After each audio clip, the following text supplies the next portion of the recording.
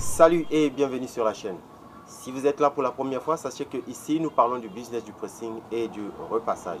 Et si vous voulez bénéficier de notre expérience, abonnez-vous à la chaîne et activez la cloche de notification afin de ne rien rater sur nos prochaines vidéos.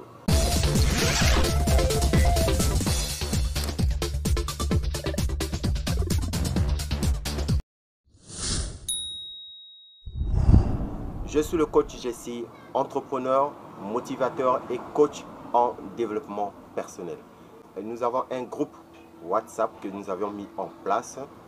Et si vous voulez devenir membre à part entière de ce groupe-là, vous allez dans la barre de description et vous cliquez sur le lien qui s'y trouve. Le lien va vous ramener directement dans le groupe WhatsApp. Et moi, je vais vous approuver pour que vous deveniez membre à part entière de ce groupe. Je vous assure que ce groupe parle d'elle-même. Pour vous assurer, là-bas, nous partageons beaucoup d'informations, des informations que je ne donne pas ici dans les vidéos. Mais là-bas, nous parlons vraiment de beaucoup de choses sur le domaine du pressing et du business en général. Donc, vraiment, je vous invite massivement à rejoindre ce groupe-là afin que vous puissiez vraiment bénéficier de ce que vous voulez dans le business ou encore dans ce domaine du pressing. Aujourd'hui, je vais vous parler du personnel. Dans mes vidéos, je n'ai jamais parlé du personnel du pressing. Quels sont les personnels à recruter dans le pressing, dans le domaine du pressing? Alors, dans le domaine du pressing, il y a 3 catégories de personnes que vous devez recruter dans votre pressing. Bien évidemment, si vous voulez bien recruter ce genre de personnes. Donc, la première, c'est la caissière. La deuxième, c'est le repasseur. Et la troisième personne, c'est le laveur, le biondé, celui-là qui va nettoyer les habits. Dans un pressing, il doit y avoir ces 3 types de personnes. Ces 3 types de personnes. La caissière, le repasseur et le biondé. Ça, ce sont des personnes que lorsque vous mettez votre pressing en place et que vous n'avez pas le temps de tout faire vous-même, alors vous êtes obligé de recruter ces 3 types de personnes-là. Je vais d'abord commencer par la caissière. Comment vous devez reconnaître que cette personne qui vient vers vous, qui demande de devenir votre caissière, comment vous devez le recruter? Déjà, pour recruter, nous savons tous, quand nous allons dans des entreprises, nous savons comment ça se passe. La caissière doit d'abord vous emmener son dossier et dans son CV, elle doit avoir au moins une expérience de 2 ans minimum. Mais dans le domaine du pressing, comme vous pouvez remarquer que nous nettoyons les habits des gens, c'est des habits qui coûtent très cher. Et si vous n'avez pas une caissière qui est très expérimentée, elle va foutre tout en l'air. Alors, comment savoir si votre caissière est expérimentée ou pas? La première des choses, la caissière doit d'abord vous emmener son dossier. Comme je l'ai dit tout à l'heure, que dans son dossier, il doit avoir une expérience au moins de 2 ans dans ce domaine du pressing. La deuxième des choses, c'est que la caissière doit savoir comment établir une facture. Bien évidemment que la caissière doit savoir écrire. Donc, elle doit savoir comment établir une facture à la main. Elle doit le savoir. Elle doit savoir comment on le fait. Ça, c'est la première des choses. La deuxième des choses, c'est que la caissière doit être accueillante. Elle doit savoir comment accueillir le client. Parce que si la caissière, c'est la première des personnes à être en vue dans votre activité du pressing. Et si elle ne sait pas comment accueillir le client, je vous assure que vous avez tout perdu. Donc, la caissière peut faire de sorte que le client reste dans le business, comme le client aussi puisse s'en aller.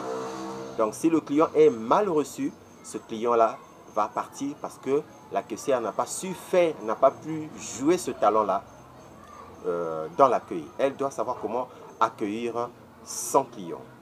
La troisième des choses, c'est que la caissière doit savoir comment étiqueter les habits.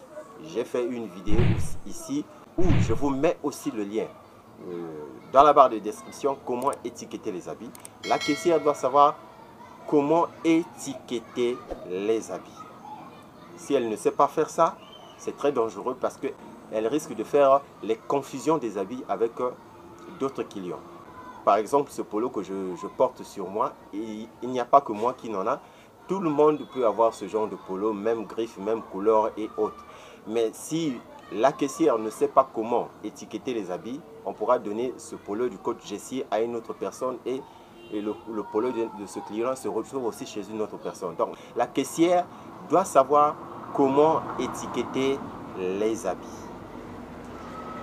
Et il y a encore une autre chose, la caissière doit savoir comment gérer le personnel. Donc, c'est elle qui assume presque la responsabilité du pressing. Donc, si la caissière ne sait pas comment gérer le personnel, alors cette caissière-là, vraiment, elle va avoir du problème. Parce que c'est vrai que la responsabilité du pressing, là je parle du personnel, la responsabilité du pressing peut aussi être donnée aux repasseurs comme aussi aux laveurs, mais généralement on donne la responsabilité du personnel entre les mains de la caissière. Donc la caissière peut être un homme comme ça peut être aussi une femme. Mais pour moi, si j'ai un conseil à vous donner, j'aimerais bien que vous preniez une caissière, c'est-à-dire une fille, au lieu que ce soit un garçon. Je ne dis pas que les garçons sont mauvais, mais je préfère que ce soit une fille parce que la fille, elle est plus attirante. Voilà. La caissière doit être toujours propre. Vous ne pouvez pas avoir une caissière qui vient se présenter devant les clients. Elle n'est pas en tenue décente, c'est-à-dire elle porte les cinglés des femmes, c'est-à-dire vous connaissez déjà de quoi est-ce que je suis en train de parler. Elle est presque à moitié nue et elle vient de se poser à la caisse. Cette personne-là va vous faire fuir des clients parce qu'elle sera tellement facile et légère. Déjà la tenue vestimentaire qu'elle porte montre en elle que ce n'est pas une personne responsable. Donc elle sera à la merci de tous les clients. Je vous assure. Donc votre caissière, comme on parle d'une fille, doit être bien vêtue, en tenue décente comme je viens de le dire tout à l'heure. Ça c'est du côté peut-être que ça va faire rire, mais ce qui est vrai c'est que vous devez avoir une caissière qui est célibataire. Il y a une raison pour ça, je vous l'explique tout à l'heure. Vous devez avoir une caissière célibataire parce que une caissière qui est déjà mariée, elle sera pencher sur ses responsabilités familiales, s'occuper de son mari et autres. Mais si vous avez une caissière qui n'est pas encore mariée, elle aura tout son temps à elle à vous donner pour faire son travail comme il se doit. Elle n'aura pas de pression sur elle. Mais si la caissière est mariée, elle va avoir la pression de son mari. Je ne dis pas que les femmes mariées ne peuvent pas faire la caisse. Je vous assure, elles peuvent aussi le faire. Mais elles peuvent faire très bien ce travail, si son mari lui donne tout le temps qu'il lui faut. Et là, je suis en train de faire la différence entre les deux. Donc, si vous avez une caissière qui n'est pas encore mariée, elle a plus d'avantages qu'une caissière qui est mariée. Ce que je vous donne sur la caissière, ce sont des bases. Il y en a d'autres choses à mettre sur ce que je suis en train de dire, mais je vous donne des bases. La caissière doit avoir une grande expérience sur ce domaine, surtout ce domaine du pressing. Elle doit vraiment très, je le souligne vraiment, bien expérimentée dans le domaine du pressing. Parce que si elle ne connaît pas vraiment ce travail-là, je vous assure que ça va avoir de l'impact dans votre business et vous ne saurez pas comment. Vraiment, ça va être difficile que vous puissiez gérer cela. Donc, à travers la caissière, elle peut entraîner beaucoup de problèmes. Maintenant, je veux vous parler du repasseur. Comment on recrute un repasseur? Bien évidemment que lorsque les repasseurs viennent dans le pressing, ils nous disent toujours que bon, moi je suis expérimenté, je connais mon travail, j'ai l'expérience de 9 ans, de 10 ans, de 20 ans, de 4 ans, et ainsi de suite. Mais vous êtes sans le savoir que dans nos pays à nous, déjà nous n'avons pas d'école de formation dans ce domaine du repassage. On n'a pas d'école de formation. Je ne sais pas si dans vos pays il y en a, mais en tout cas dans mon pays il n'y en a pas du tout. Et on n'a pas aussi ces écoles-là qui donnent des certificats à ces personnes-là. Donc c'est un métier qui s'apprend un peu comme ça. Voilà. D'où, lorsque vous recrutez un repasseur, vous devez lui passer un test. Vous devez lui passer un test. Comment on fait passer un test à un repasseur? C'est ça le problème. Pour faire passer un test à un repasseur, vous devez lui mettre à l'épreuve. C'est-à-dire, vous lui donnez une chemise, un pantalon et il doit les repasser. À la fin, vous allez détecter si ce repasseur-là connaît bien le travail ou non. Mais comment vous allez savoir si ce repasseur-là sait très bien repasser? Alors, je vous renvoie à regarder les vidéos que j'ai faites sur le repassage d'une chemise et la vidéo que j'ai faite sur le lissage d'une chemise. Vous devez regarder ces vidéos. Les liens se trouvent dans la barre de description. Ces vidéos-là vont vous permettre à bien connaître et à bien localiser votre repasseur, celui que vous êtes en train de recruter là. Donc, vous, en tant que recruteur, vous devez avoir cette connaissance déjà de repassage pour mieux juger ce que votre repasseur est en train de faire. Parce que si vous n'avez pas assez de connaissances, votre repasseur, il va vous duper parce que dès que vous allez le regarder, vous aurez l'impression qu'il sait faire le travail, mais parfois il ne sait pas le faire. Mais les vidéos que je vous ai demandé de regarder tout à l'heure vont vous permettre de bien vous concentrer sur le repassage. Et en ce moment-là, lorsque vous regardez ce que votre repasseur, c'est-à-dire la personne que vous avez recrutée est en train de faire, en ce moment-là, vous saurez s'il est en train de faire un bon repassage ou pas. Parce que je vous assure que les repassages que je fais dans mes vidéos, ce sont du professionnel. C'est du repassage purement professionnel. Je ne m'invente pas. Vous pouvez vous-même faire la différence. Prenez vos habits, allez-y déposer dans un pressing quelconque et revenez faire la différence avec ce que je fais dans mes vidéos. Vous-même, vous allez être très étonné de voir la différence entre ce que je fais moi et ce que vous avez fait, ce que vous avez donné dans un pressing. Je ne critique pas les autres pressings, je vous demande juste de faire cette différence-là. C'est comme ça qu'on reconnaît un bon repasseur ou un mauvais repasseur. Ne vous fiez pas seulement sur leur dire ou sur son CV, fiez-vous sur le test que vous allez lui faire passer devant le faire à repasser. Le tout dernier, c'est le blanchisseur, c'est-à-dire le laveur, le biondé. Celui-là aussi, quand il arrive, vous devez d'abord le faire un test.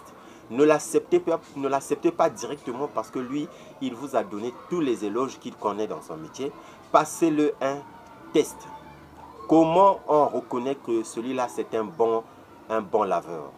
Vous lui passez un test. Trouvez un habit sale, je dis bien, trouvez un habit qui est très sale, donnez-le lui et dites-lui de travailler. Vous-même déjà, vous devez être connaisseur dans le métier. Ça, c'est très important, je vous assure. Parce que si vous n'êtes pas connaisseur, lui, il va vous bluffer comme le fait le repasseur. Vous devez être connaisseur dans ce domaine-là, dans le nettoyage des habits. Et à partir de ce moment, vous saurez s'il est en train de bien faire ou pas. Comment? Déjà, le bon laveur, il doit savoir comment enlever les taches, comment faut-il prendre un habit. Et ça, si cette personne-là, il sait faire les deux choses, enlever les taches sur les habits, comment manipuler, comment rincer les habits, comment étaler un habit, comment utiliser un habit dans la machine à laver. Tout ça là, si lui, en tant que laveur, il arrive à les faire, vous saurez vous-même, puisque vous avez une connaissance, vous saurez vous-même que celui-là est en train de faire du bon travail. Maintenant, vous avez mis un pressing en place et vous ne connaissez pas comment faire tout ça. Si vous n'êtes pas assez expérimenté dans ce domaine, trouvez une personne qui connaît mieux ce travail et qui viendra vous faire le test pour cette personne-là. Ne prenez pas des gens n'importe comment. Si vous prenez des gens n'importe comment, vous allez avoir des sérieux problèmes. Pour le bonus, avant de finir, je dirais ceci. Vous venez de démarrer votre business du pressing et vous n'avez pas du personnel. Au lieu de recruter les 3 personnes, comme je viens de le dire tout à l'heure, je conseille toujours que vous puissiez recruter une seule personne et qui connaît tous ces domaines-là. Celui-là qui sait faire la caisse, repasser et laver en même temps. Pourquoi vous devez le faire? Parce que vous êtes dans vos débuts dans le business du pressing. D'où, si vous recrutez les 3 personnes, ça va vous faire beaucoup d'argent à les payer. Mais si vous avez seulement une seule personne va engendrer les 3 et le coût de le payer sera amoindri, ne sera pas très élevé. Je vous donne un exemple simple. Si seulement vous recrutez 3 personnes et que vous les payez 10 000, 10 000, 10 000, ça va vous faire 30 000 francs. C'est beaucoup, mes amis, pour un début. Je dis bien pour un début, c'est beaucoup. Maintenant, si vous recrutez une seule personne qui connaît tout faire, c'est-à-dire il sait faire la caisse, le repassage et le lavage, vous allez lui payer peut-être 15 000, peut-être 20 000. Vous voyez que ça va vous faire moins par rapport à les 3 personnes. Voilà pourquoi, comme je l'ai dit tout à l'heure pour la caissière, généralement c'est des filles qu'on recrute pour faire la caisse. Mais dans ce genre de situation, vous devez avoir comme caissier un homme. Parce que c'est lui qui va repasser. C'est vrai que les femmes font le repassage très rare et nettoient aussi des habits. Il y en a. J'ai même déjà formé des femmes qui font très bien le repassage et qui font aussi très bien le lavage. Mais ici, nous sommes dans le départ du pressing. Vous devez vraiment vous focaliser sur un homme qui sait faire la caisse, repasser et nettoyer les habits. En tout cas, ça va vous faire des économies dans votre départ du business du pressing. Et je voulais dire ceci, cette personne que vous avez recrutée, sachez-le que vous allez le garder toute la journée. Donc, cette personne a le droit sur ce que nous appelons la ration. La ration, c'est une somme que vous allez lui dégager dans la journée parce qu'il passe la journée avec vous. Donc, vous, en tant que recruteur, vous allez assumer cette responsabilité de le nourrir chaque jour parce que cette personne-là doit se nourrir pour avoir les forces et faire ce travail-là. Ici, chez nous, dans mon pays, quand nous recrutons une personne comme ça, nous le nourrissons en lui donnant une somme de 1000 francs dans la journée pour que cela lui permette de se nourrir et avoir la force de faire son travail. Merci d'avoir été avec moi jusqu'à la fin de cette vidéo. On se revoit à très bientôt. D'ici là, portez-vous bien.